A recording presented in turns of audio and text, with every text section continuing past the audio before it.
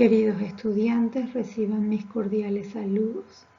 Deseo que se encuentren bien de salud y que estén aprovechando al máximo las clases virtuales. En la clase anterior estuvimos analizando ya algunos temas relacionados a la cognición social. Recordemos que cuando hablamos de cognición social nos referimos a aquellos procesos que subyacen, regulan o permiten la subsistencia de comportamientos dirigidos a los congéneres. También es importante recordar que los conocimientos se encuentran almacenados y organizados en una especie de estructura cognitiva, que son representaciones mentales sobre una determinada categoría de estímulos y que nos sirven para interpretar. Hoy estaremos avanzando o profundizando los conocimientos relacionados al tema, pero antes de avanzar quiero que puedas cuestionarte lo siguiente. ¿Qué son los heurísticos? ¿Cómo influyen en las decisiones? Nuestro sistema cognitivo nos lleva a seleccionar la información que nos llega del medio social antes de procesarla y a simplificar el trabajo del procesamiento de esa información recurriendo a conocimientos previos. Pero cuando hablamos de cognición social, no consiste solo en recibir, procesar y recuperar esa información social. También implica comprender la realidad que nos rodea y poder predecir. Normalmente en nuestras vidas debemos tomar decisiones, hacer juicios, y para lograr esto necesitamos recurrir a informaciones almacenadas. El proceso de inferencia es fundamental en la cognición social. Cuando tratamos de buscar la causa del comportamiento de otra persona, realizamos inferencias a partir de lo que vemos o de lo que nos dicen que esa persona hace. Por lo tanto, la inferencia es un proceso en el que vemos más allá de la información disponible, con el fin de elaborar juicios y extraer conclusiones a partir de la escasa información relevante de la cual disponemos. En psicología social se han planteado varios estudios relacionados a la inferencia.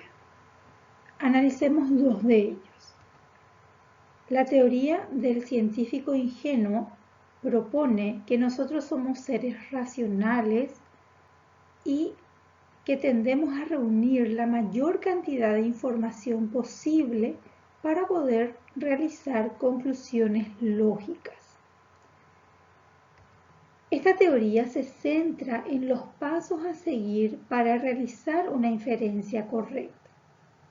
El primero sería reunir toda la información posible.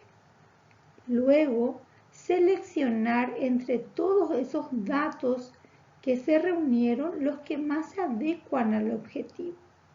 Por último, integrar los datos seleccionados y combinarlos para hacer el juicio. En su contraparte, la teoría del tacaño cognitivo sostiene que la mente tiene una capacidad limitada para procesar información, así que escatimamos esfuerzos y buscamos atajos para encontrar soluciones rápidas. Dada a la complejidad y al volumen de la información a procesar, así como la incertidumbre que puede caracterizar la información, muchas veces podemos recurrir a los esquemas y ejemplares almacenados en nuestra memoria. Puede ser negativo cuando las teorías y creencias previas sesgan el proceso e impiden detectar errores. A partir de ahí analizaremos entonces lo que son los heurísticos.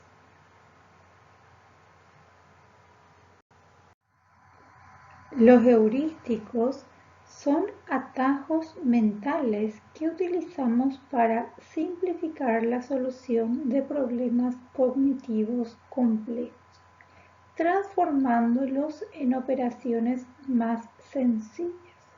Analicemos cuáles son. Heurísticos de representatividad.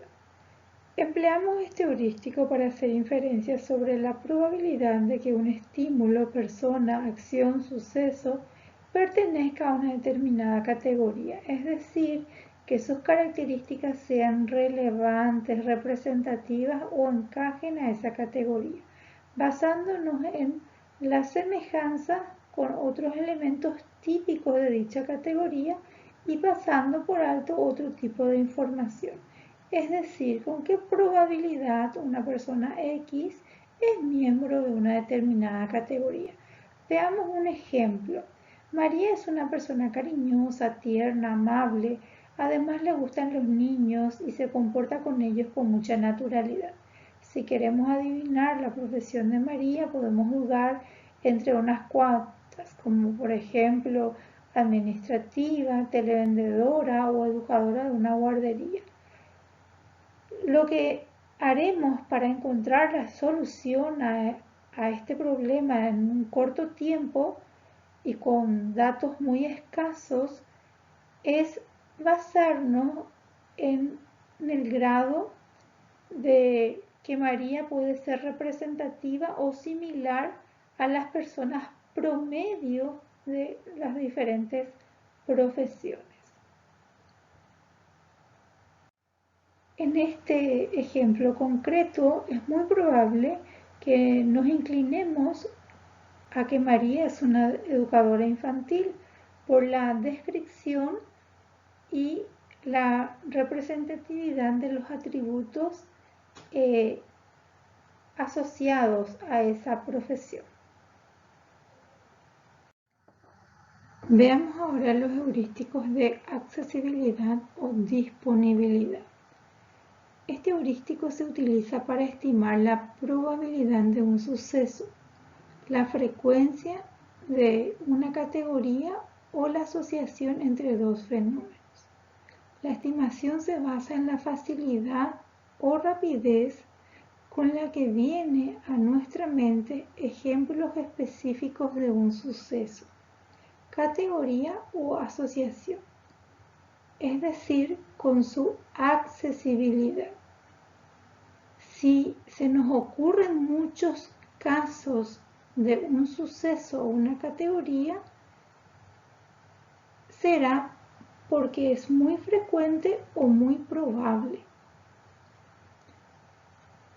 Por ejemplo, si queremos estimar si nacen más niños o más niñas, vamos a recurrir a los datos de personas que conocemos y a partir de ahí estaríamos estableciendo nuestras propias estadísticas. O, por ejemplo, conociendo las características diagnósticas de un cuadro de ansiedad y varias personas padecen de esos síntomas y alguien me dice que los cuadros de ansiedad van en aumento y yo tengo cómo recurrir a esos datos de mi mente, en mi mente de esas personas quienes padecen, voy a decir entonces que esa afirmación es correcta. En muchas ocasiones este heurístico funciona entonces de manera muy efectiva. Cuando es fácil encontrar casos de un determinado fenómeno es porque realmente hay muchos. Sin embargo, hay otras razones que explican que la mayor accesibilidad de cierto tipo de información con el hecho de que hayamos procesado más recientemente que se traten de sucesos que conocemos por nuestra propia experiencia más que por las que nos han descrito otros o que nos hayan impresionado de una forma especial. Heurísticos de anclaje y ajuste. Cuando tenemos que hacer juicios, En situaciones de incertidumbre, podemos utilizar este heurístico para reducir la ambigüedad, tomando como referencia un punto de partida, un ancla, que después ajustamos para llegar a la conclusión final. Por ejemplo, si queremos estimar cuántos estudiantes se van a presentar a los exámenes de esta asignatura, podemos basarnos en el número de alumnos que se presentaron el año pasado y haremos lógicamente los ajustes correspondientes teniendo en cuenta el número de matriculados en ambos cursos. El problema que suele surgir al emplear este heurístico es que las personas utilizan el ancla, pero luego no realizan los ajustes suficientes o de manera. El heurístico de anclaje y ajuste se utiliza con mucha frecuencia en situaciones sociales, probablemente porque la conducta social es a menudo ambigua y genera cierta incertidumbre. Al igual que los otros heurísticos, también se pueden producir ciertos errores. Uno de ellos es el error fundamental de atribución. No tenemos en cuenta las circunstancias que rodean a la actuación de una determinada persona y pensamos que ésta actúa de esa manera porque sus actitudes y opiniones son realmente la que está expresando. Otro sería el efecto del falso consenso. El error reside en que la persona no ajusta su estimación teniendo en cuenta otra información relevante que no esté relacionada con ella misma. En este caso, nosotros mismos somos el ancla de la que partimos para juzgar a los demás. Heurísticos de simulación. Es la tendencia de las personas a estimular la frecuencia o probabilidad de un suceso basándose en la facilidad con que puede imaginarlo. Este heurístico se usa para predecir hechos futuros y también para inferir las causas de un suceso que ha ocurrido. El pensamiento contrafáctico consiste en buscar alternativas posibles a hechos pasados. ¿Qué hubiera pasado? Sí, sería la pregunta que nos hacemos. Recordemos que los heurísticos son flexibles y evitan la sobrecarga de nuestro sistema cognitivo. Cuanto más lo usamos, más confiamos en ellos. Como conclusión podemos decir que de manera inconsciente los seres humanos utilizamos diferentes estrategias para manejar la información. Nuestro conocimiento previo se encuentra almacenado en estructuras cognitivas como los esquemas. Los esquemas funcionan como filtros. Los ejemplares son más flexibles que los esquemas y contienen conocimiento previo almacenado como estímulos o experiencias concretas que se combinan para formar juicios.